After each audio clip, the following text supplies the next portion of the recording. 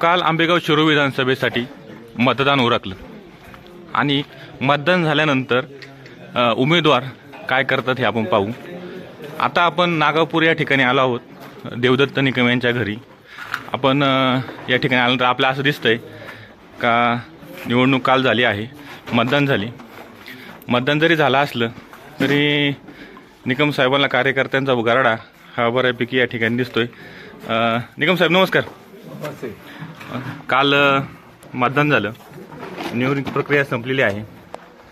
ज्या कार्यकर्त्यांनी तुमच्या प्रचारामध्ये दिवस रात्र काम केलं त्यांच्यासाठी काय संदेश द्याल तुम्ही? ही निवडणूक खऱ्या अर्थानं जनतेने हातामध्ये घेतलेली होती की प्रचंड मोठा दबाव असताना देखील कार्यकर्ते ज्या पद्धतीनं गेले महिनाभर झटत होते त्यांना काल झालेल्या मतदानामध्ये निश्चित यश प्राप्त झालेलं आहे। आणि एकूण जे मतदान झालं आणि ज्या वेळी आम्ही मतदान केंद्रावरती गेल्यानंतर किंवा जिथं जिथं कार्यकर्ते बूथवरती होते तिथं गेल्यानंतर तिथला उत्साह आणि ती गर्दी पाहिल्यानंतर की कार्यकर्त्यांना देखील खूप समाधान वाटलं की आपण ज्या पद्धतीनं काम केलं त्याचं चीज झालं की समोरच्या बाजूने आर्थिक एवढा मोठा वापर करण्यात आला तरी देखील जनतेनं आम्ही सांगितलंच होतं पहिलं का पाकिट आलं का नाकारू नका, आणि परंतु ते स्वीकारल्यानंतर मत बाकी लोकांनी तिकडे त्यांच्या दिलं नाही। त्यामुळे सगळे कार्यकर्ते मला येऊन रात्रीपासून सांगतायत आता देखील लोकही सगळं केले का आमच्या गावातून एवढं आपल्याला मताधिक्य भेटल।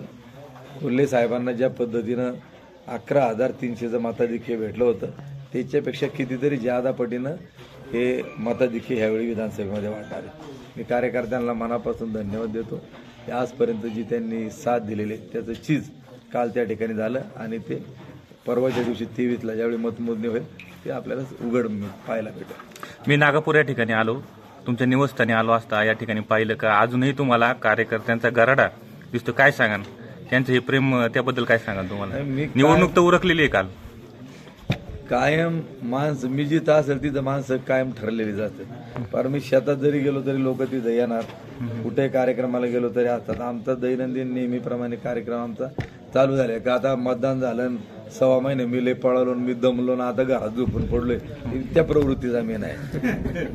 इथं 5:30 वाजले का दिवस जाऊ दमलो बिमला दमणे हा विषय माझ्या स्वभावात नाही। त्या ठिकाणी आपलं जी कमिटमेंट आहे ती लोकांबरोबर आहे। त्या ठिकाणी तुम्हाला निवडणुकीमध्ये शेतकरी पुत्र असा एक संदेश देण्यात आला शेतकरी म्हणून, काय सांगा शेतीची कामं कसं काय पुढचं? कामं म्हणजे तुमच्या समोर मी आता पोरांना आता बोलवलं ते आमच्या भाषेला आर म्हणलं आपलं वावर मोकळे तिथं त्याच्यात काय कर म्हणलं कांदे करायचं म्हणलं, मग कांदे करायचे तर काय केलं रोपाचं काय केलं म्हणलं रोपाचं पाहिलं तिकडे म्हणलं गेल्या वर्षी कधी कांदे लावले होते म्हणलं आपण गेल्या वर्षी 4 डिसेंबरला लावले होते म्हणलं आज तारीख किती, मग मी लगेच माझा एक मित्र आहे आपल्या चिलेवाडी पाचघर परिसरामध्ये ईश्वर गायकर ते टोमॅटोचे कांद्याचे त्याला चांगले पैसे मिळतात। तर मग मी त्याला आता फोन केला बाबा अरे म्हणलं कांद्याचं रोप बी आहे का नाही म्हणलं तुम्ही मला सांगितलं नाही, तर म्हणलं सांगायची काय तुला माहित नाही का मी निवडणुकीत अडकलो, मला वाटलं तुझ्याकडे रोप ठरलेलं आहे तिथं म्हणलं आता माझं वावर एक मोकळं झाले आणि अजून आता बटाटे आता काढतील एक 8-10 दिवसात, तर तिथं एक 7 एकर ना आता इथे 10 एकर मला कांद्याची लागवड करायची रोपाचं तेवढं पाहून ते अशा पद्धतीचं। परवा निकाल लागणार आहे, काय निकाल असेल? निकाल ठरलेला आहे ते काय किती लीड असेल तुम्हाला? रामकृष्ण हरी वाजवत तुतारी वाजवत किती लीड असेल? मिनिमम 25,000 25,000 लीड असेल, मिनिमम 25। छाती ठोक म्हणे छाती ठोक्याने 200। रामकृष्ण हरी